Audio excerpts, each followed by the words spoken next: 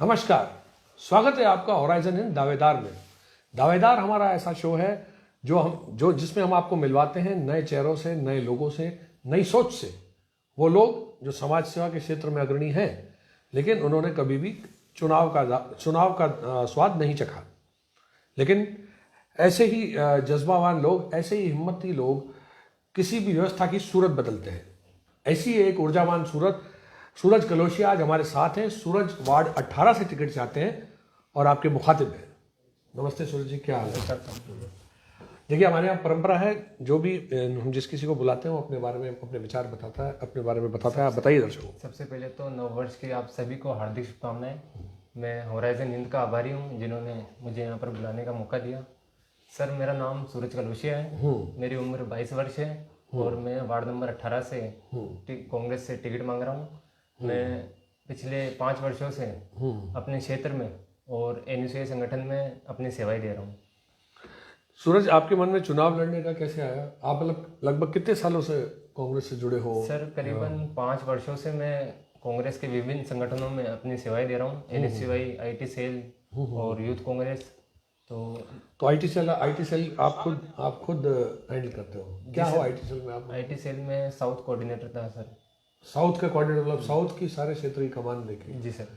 तो बहुत अच्छी बात है। रघु शर्मा जी के चुनाव में भी काफी 3 महीने तक मैंने अपनी सेवाएं दी थी। हाँ, तो आप टेक्निकली साउंड हो, कितने पढ़े लिखे हो सूरज? जी सर, मैं फाइनल ईयर में हूँ गवर्नमेंट कॉलेज में। गवर्नमेंट कॉलेज में चुनाव लड़ा कभी? नहीं सर।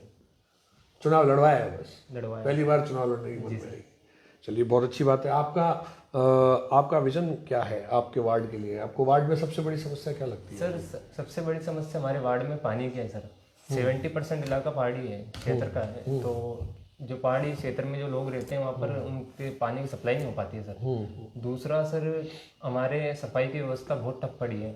आवारा पक्षी, आवारा जानवर घूमते रहते हैं सर। और सेंसिटिव एरिया होने के कारण कानून व्यवस्था थोड़ी ठप पड़ी है सर। वहाँ पर काफी लोग शराब पी के आए दिन लड़ाई झगड़े करते हैं। तो इन सब समस्याओं को लेकर मैं चुनाव मैदान में हूँ। आपने वहाँ लोगों में संपर्क किया है? मतलब वहाँ के लोगों का रुझान आपको क्या लगता है? आपको?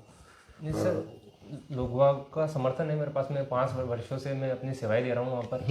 तो लोगों ने इस बार मुझे बोला है कि आप चुनावी मैदान में उतरें, हम आपका समर्थन करेंगे।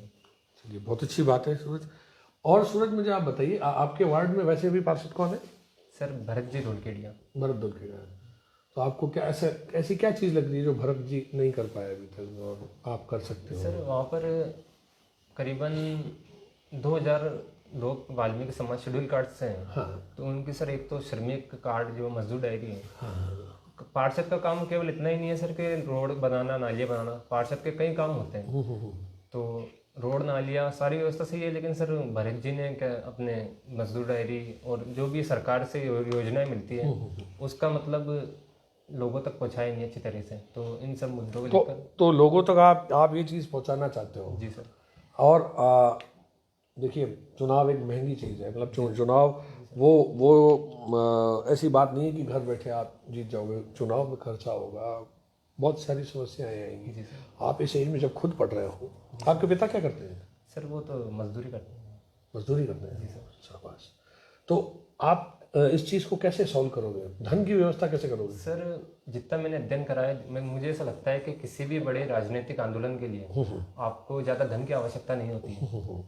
आपकी लड़ाई में सच्चाई और ईमानदारी होनी चाहिए। लोगों का समर्थन अपने आप मिलता है। और हमने इस बार स्टार्ट किया है कि जनता की लड़ाई जनता के पैसों से लड़ेंगे। हमारे वार्ड के अंदर करीबन 4500 मतदाता हैं। अगर एक मतदाता मुझे 20 रुपये भी देता है तो 90,000 रुपये होते हैं।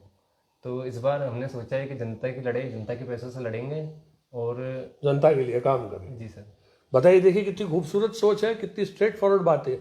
मतलब मैंने किसी टाइम में मैंने ये एक मेरे लेख में भी लिखा था, बहुत अप्रिशिएट हुई थी ये बात। आज सूरज की ये बात सुन के मुझे मेरा वो लेख याद आ रहा है। मैंने उसमें लिखा था कि चुनाव लोगों से जीते जाते हैं, चुनाव पैसे से नहीं जीते जाते। क्योंकि मतलब लोगों का जुड़ाव अगर है आपके पास, कितनी अच्छी खूबसूरत बात कही। देखिए, आप कह तो रहे हैं ये बात, आपकी सोच बहुत अच्छी है, लेकिन आप जब ज़मीन पे जाएंगे सूरज, तो आपको बहुत चैलेंजेस फेस करने पड़ेंगे। मैं चाहता हूँ कि वाकई आप जैसा ऊर्जावान और सरल व्यक्ति अगर राजनीति में आता है तो वाकई बहुत फ़ायदा होगा कहीं ना कहीं समाज को। मैं आप कांग्रेस पार्टी से टिकट मांग रहे हैं, आपने किसी से बात की है? सर अभी बात तो नहीं करी, कोशिश कर रहे हैं सर। हेमंत भाटी जी हमारे हाँ हाँ दक्षिण से प्रत्यक्ष रह चुके हाँ हैं, हाँ तो उनके पास में। हाँ, तो आप गए थे मिलने?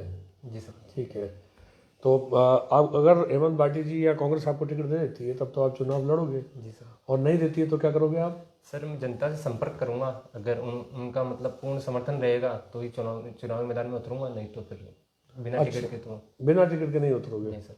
निर्दलीय लड़ने का इच्छा नहीं है? नहीं सर। देखिए संगठन के साथ देखिए कितनी मैच्योर सोच है सूरज की।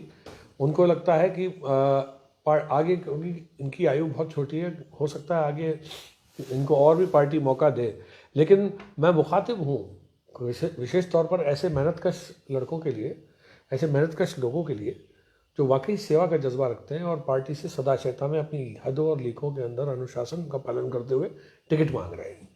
तो मैं, अगर मेरी बात, हमारा ये इंटरव्यू सूरज से हमारी जो बातचीत हुई है ये जिम्मेदार लोगों तक पहुंच रही है, तो मैं अपील करूंगा कि आप वाकई ऐसे ऊर्जावान लोगों को मौका दें ताकि आने वाली तस्वीर, आने वाले कल की तस्वीर सुधर सके। आज के लिए सिर्फ इतना ही, फिर किसी नई शख्सियत, फिर किसी नए चेहरे, फिर किसी नई सोच के साथ शीघ्र ही आपके साथ मुखातिब होंगे। जय श्री कृष्ण। शुक्रिया।